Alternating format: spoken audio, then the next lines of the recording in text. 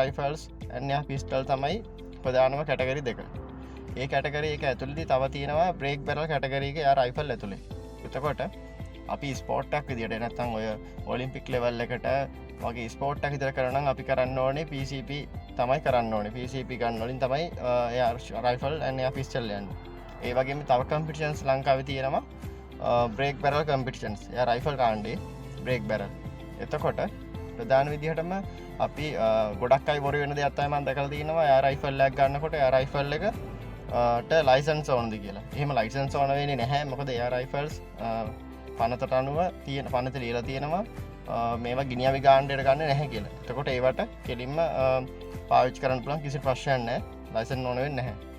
හරි ඒ වගේම දැන් හිතන් හැමෝටම ඔලිම්පික් ලෙවල් එකට යන ස්පෝර්ට් එකක් කරන්න අවශ්‍ය වෙන්නේ නැති වෙන්න පුළුවන්. එතකොට ගොඩක් අයට පුළුවන් කරන්න බ්‍රේක් බැරල්. එයා රයිෆල් කැටගරි එකේ තියෙනවා බ්‍රේක් බැරල්. ඒක අරවට සනිත්‍යවට සාපේක්ෂව ගාණත් අඩුයි.